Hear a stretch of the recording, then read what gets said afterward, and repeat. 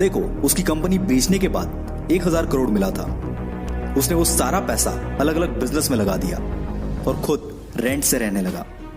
कोई पागल ही कर सकता है ना ऐसा, क्योंकि कोई नॉर्मल इंसान होता तो गाड़ी बंगला खरीदने में ही बहुत सारा पैसा खर्च कर देता।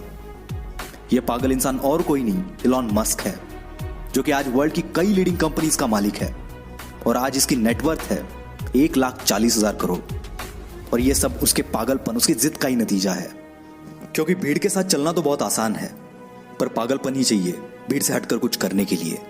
जिस बंदे को कभी उसकी भारी आवाज की वजह से रेडियो से रिजेक्ट कर दिया गया था, उसने जिद पकड़ी और वो मुकाम हासिल किया जिसके कई लोग सिर्फ सपने ही देखते हैं।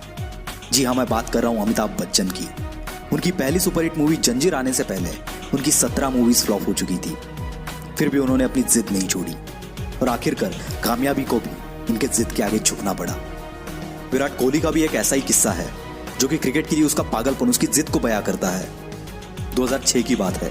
विराट कर्नाटका में रणजी खेल रहा था और पहले दिन 40 रन बनाकर वो नॉट आउट रहा। शाम को उनके घर से खबर आई कि उसके पापा की डेथ हो गई है। सबने एक्सपेक्ट किया कि विराट तुरंत घर के लिए निकलेगा। कोच ने तो यहां तक डिसाइड कर लिया था कि उसकी जगह पर और कौन खेलेगा। पर दूसरे दिन विराट बल्ला लेके स्पीच पे खड़ा था और इस हालात में उसने सेंचुरी लगाई और अपनी टीम को जिताकर ही वो अंतिम संस्कार के लिए निकल गया। इसे पागलपन नहीं तो और क्या कहेंगे। लाखों में किसी एक के पास ही ऐसी जिद, ऐसा पागलपन होता है और वही कुछ हटके कर जाता है। दिन का 15-15 घंटा काम करने के लिए सिर्फ एनर्जी नहीं, बल्कि उस काम को करने के लिए वो जिद, वो पागलपन होना चाहिए।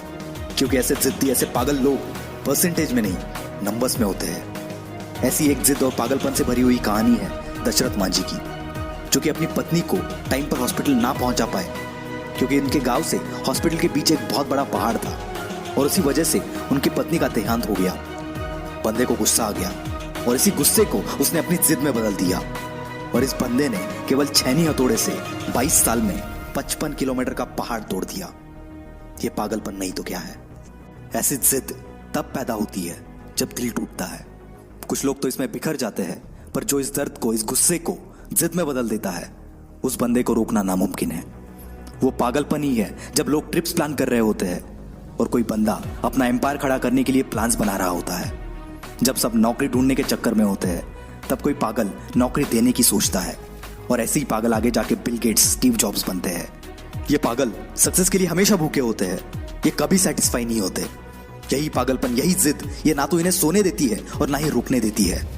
एक जिद्दी इंसान कभी भी शांत नहीं बैठेगा, 1000 बार फेल होगा वो, पर उसकी जिद, उसका पागलपन उसे और एक बार ट्राई करने पर मजबूर करेगा। और यह तब तक मजबूर करेगा जब तक सफलता इसके सामने घुटने ना टेक दे।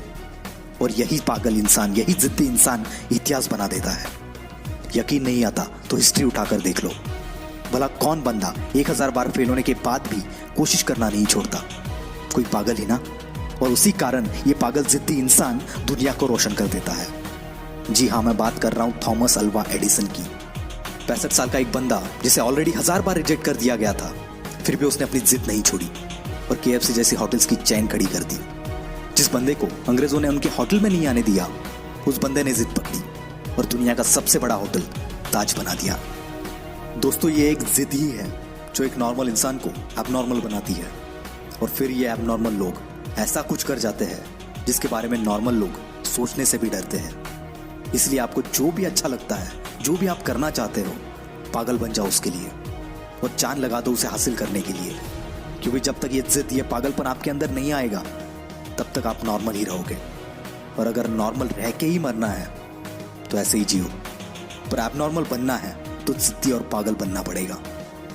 वीडियो अच्छा लगा तो ही लाइक करना, शेयर करना और हमसे जुड़ने के लिए नीचे वाले लाल बटन को दबाकर चैनल को सब्सक्राइब जरूर करना। This is Will Power Star, signing off for the day. Bye-bye.